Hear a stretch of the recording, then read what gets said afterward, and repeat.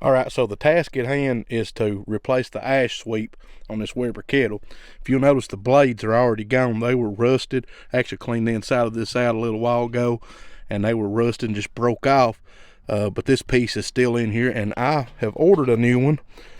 I picked this one up on Amazon. That's not the genuine Weber parts. I might have made a mistake, I don't know, but it had good reviews and a little bit cheaper, especially counting free shipping from Amazon. So I'm going to try this one, and hopefully the quality is good. So let's go ahead and try to get this old one out and get the new one in. Now, the way that this usually works, this lever would have been on there, but it was in such bad shape and rusted out that it actually broke away and came out.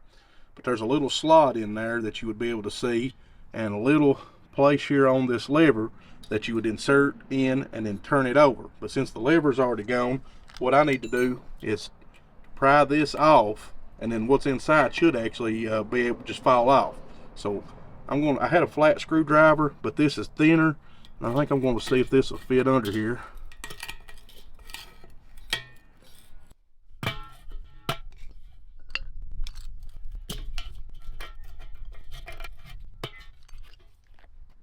Alright, so here's the new ash sweeper, and it's pretty simple.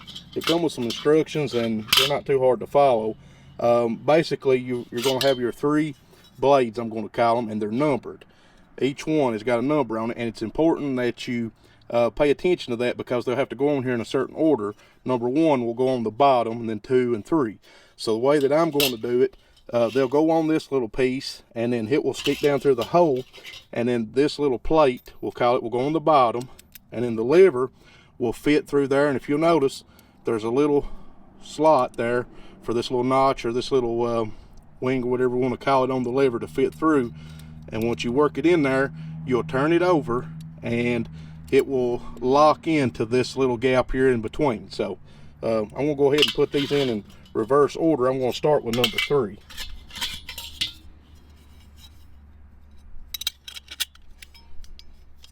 And number 2.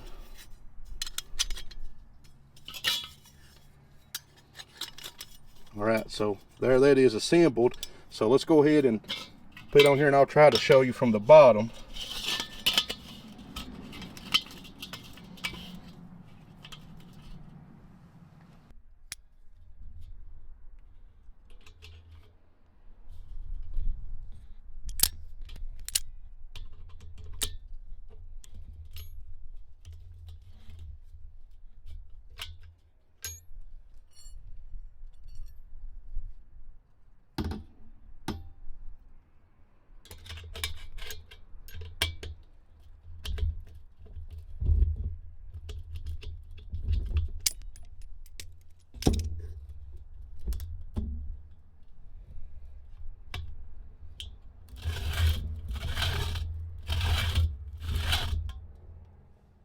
So we've got the new ash sweep in here now, and it seems to be working the way it's supposed to work. So I think this grill is ready to cook. So I've got a pork loin here that I'm going to unwrap. It's probably just a little bit shy of 4 pounds. I'm going to go ahead and get this ready to season up, and we're going to put it on the Weber and smoke it this evening. First thing I'm going to do is I'm going to fat cap up. I'm going to score it just a little bit. Not real deep, just a little bit below that fat cap, and this will allow some of that rub to get down in there. And honestly, I kind of like the way it looks too. So I'll just do this all the way across, and then I'll turn it over and do it the other direction.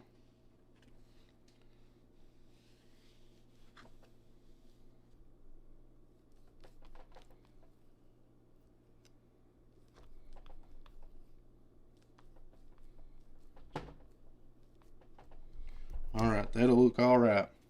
Now I'm going to make a rub to go on this, and I'm going to share the ingredients to this with you in the description below. But I'm going to use a tablespoon of kosher salt. I'm going to use the same amount of garlic powder,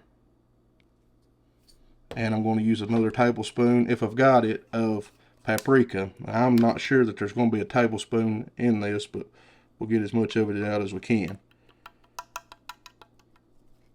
Okay, so there's not going to be much paprika in it this time, which is fine. The main thing that it's going to do is give us a little color anyway, so it's not going to be a big deal.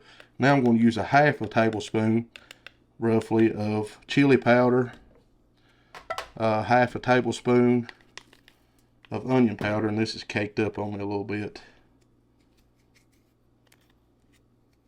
Need to get some new onion powder.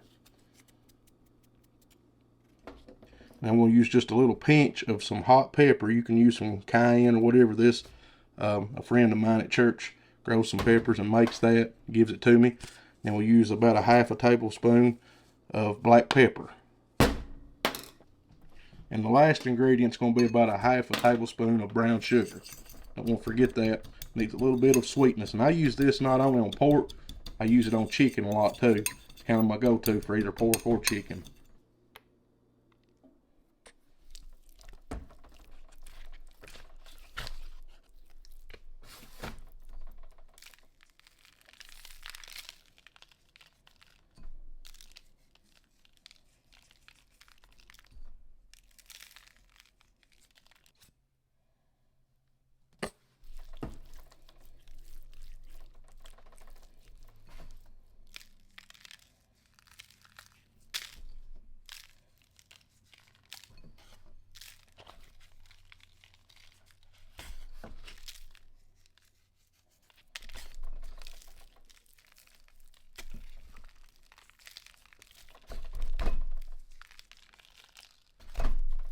All right, I'll let this set up for just a little while. I'm going to go ahead and get the Weber kettle ready.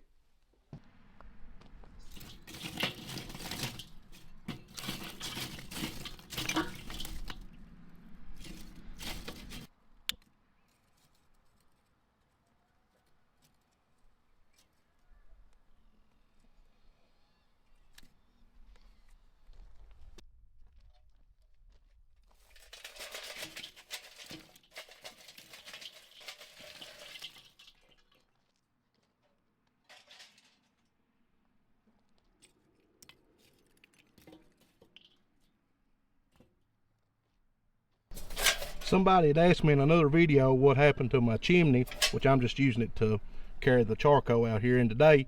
But I actually backed into it with my truck, or maybe my wife's vehicle, I can't remember. I guess I need to try to straighten it out a little bit. If you hear some hogs squealing in the background, just look over those guys. It's about their supper time and they get a little loud this time of day. I'll be going down and feeding them here shortly. I just need to let a little bit of this charcoal ignite, and I'll put the lid on there. I've got that bottom damper open about a third of the way. We'll probably start out about a third of the way with the damper on the top. Gives us just a few minutes to light, and I'll put the lid on there and we'll let it come up to temp. Shooting for around 250, but now I'll be honest with you, if it gets up around 275, I'm not going to complain. I just help it get done a little quicker this evening, but I just don't want to get much hotter than that if I can help it. While that charcoal's getting ready, let's go feed a few hogs. This is Ralphie, my border collie. A lot of you met him before, and I've got charcoal on him. I shouldn't have done that, but he'll come off. He'll play in the grass and roll around enough that he'll clean it off. Supper time for these four guys, and they're thankful they're not going on the Weber this evening. No, I don't have these on pasture or woodlot. It's been pretty messy and muddy around here throughout the winter, and I just didn't want to ruin anything. So they're in this little pen. I need to put some hay in there for them. It's getting a little muddy again, but they're eating a good ration of feed that I get locally, 16% protein, and I keep plenty of good fresh cold water in there for them to drink. So they're growing pretty good. These four guys are actually going to the processor in May, and I'm getting ready to get 4 more hogs. The first couple processing dates we've got this year for 4 hogs each, and then for the rest of the year we'll be taking 6 at a time. We've been selling the meat locally by the cut, and we're exploring the idea, hopefully maybe a little bit later in this year, we're going to try to offer some online. We'll have to ship it frozen. If that's something you're interested in, let me know in the comments below. We're trying to get some grass to grow and make a pasture out of this. I've got to sow it again and put some fertilizer down, and then we're going to clear several hundred more feet on down that way to the north property line, and hopefully get some fence around this, and maybe put a few head of cattle in here. We'd like to raise a couple steers for some beef as well. So that's something we're working on in 2024. It'll be a little bit later in the year. All right, folks, I'm going to go ahead and shut this down and close this top vent down a little bit before it gets out of hand on me. I'm going to go about a third of the way open probably. Start out, and we'll let that come up to temp, let the smoke clean up just a little bit, and once it stabilizes, we'll be ready to put the pork loin on here. We're sitting just barely north of 250, and it seems to be pretty stable. The smoke's cleaning up really good, so I'm going to go ahead and put the pork loin on here. Folks, this is 1 hour into this cook, and I want you to look at what some color that pork loin's taking on. To me, that's a beautiful sight. I'm going to put the lid back on here and give it a little while longer, and I'll check the temperature on it the next time I look at it. I'm going to try to get it up around 140 to 145, and we'll pull it off at that point. Still got plenty of charcoal. Got a little bit of that piece of hickory left.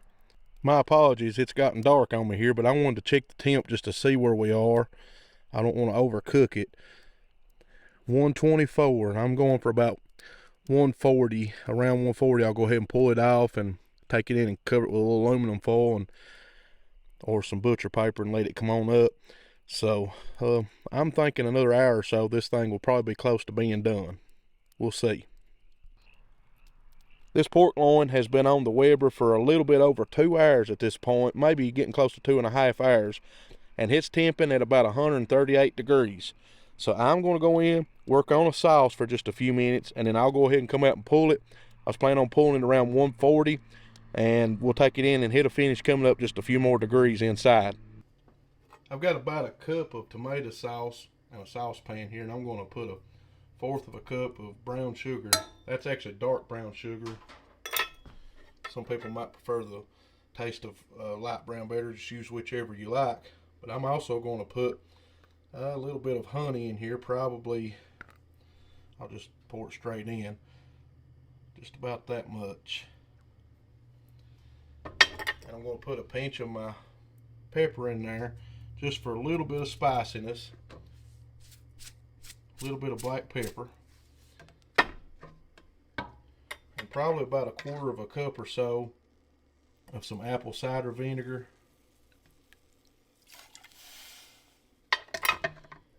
And then I'm going to go in with some peach preserves. We'll put a little more of that in there, that way I can have quite a bit of peach flavor to it. If you got some homemade, that would be great. I'm using some of the store brand. Just a little bit of onion powder and a smidgen of garlic salt. I'm going to mix all this up and just let that simmer for a few minutes.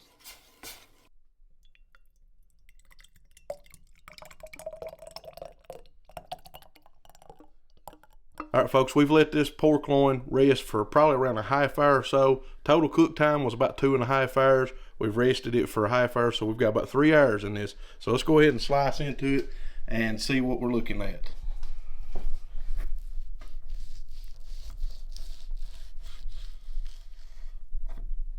Oh yeah, there's a little bit of a pink smoke ring around it.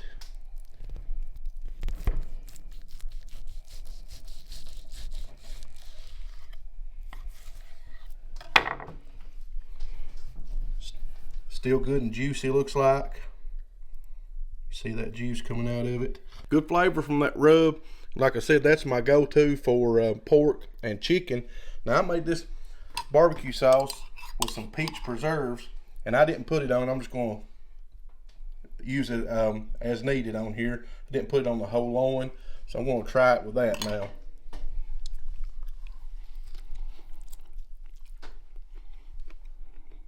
That barbecue sauce was great. It was pretty sweet. You know, put a little honey, brown sugar, plus the peach preserves in it. Picked up a little bit of that vinegar flavor. I didn't put a lot of spices in it, but it's got just enough for me. So that's a pretty good little sauce. I imagine it would be good on any kind of pork, maybe chicken or something, if you want to try that sometime. But this was just a simple recipe, 3 hours in it, and the grill did real good tonight. It stayed around 250 degrees for the most part. Maybe we got above that just a little bit, and towards the end I fell down around 225, 230, so that was about where I was wanting to be tonight. It's probably about 70 degrees, high 60s or 70 degrees out there. Perfect evening for getting out and smoking something on the Weber. So I appreciate you all checking this out. I hope you'll check out some more of my videos. Subscribe if you haven't already. God bless you, and I'll catch you in the next one.